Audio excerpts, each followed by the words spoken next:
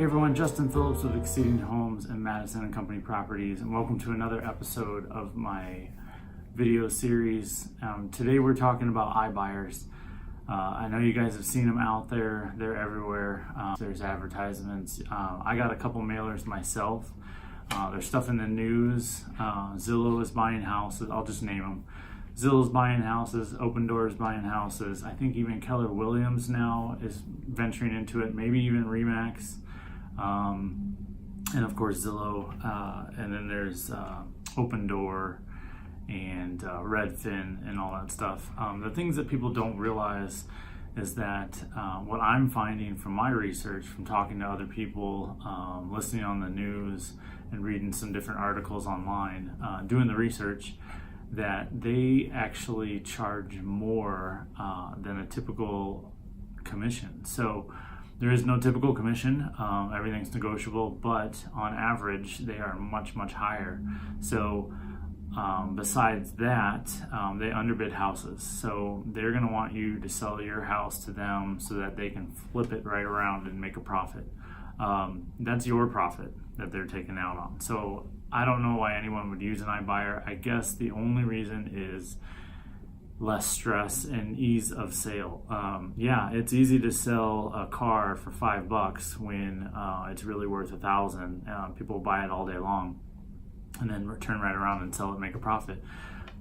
But I think it's worth the extra effort to go through on your part to work with a professional that can price your home right, get it sold for the right amount for the market, and that way you guys can get the profit in your pocket. So something to think about when you're thinking about going down that route. All the information's out there. So yeah, you could do the research on your own, say this is what you want and try to get it. Good luck with that.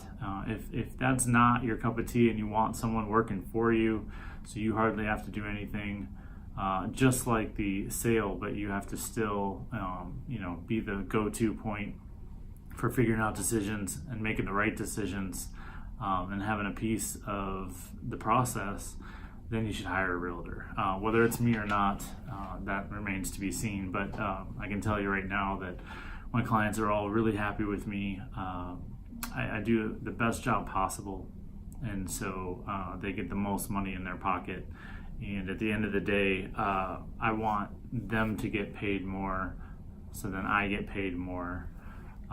We all win, and I don't overcharge for that service. I charge, what I typically do, regardless of who it is. I also offer the same discount that Redfin does, not quite to that extreme. If you buy a house and sell a house with them, then they can do the 1%, but there's going to be fees tacked onto that. So at the end of the day, you may be upwards of, 2 to 3%, which is getting right back to typical. They also don't mention in their ad that you still have to pay the buyer's agency commission. I don't think that they will for you, but in Colorado, you pay both commissions when you sell a house. So that's what makes it kind of expensive. But for example, I'll give you guys a little story. I just sold a house down in Lakewood last month, and they tried selling with a discount brokerage. They did nothing for them. They're not available nights and weekends.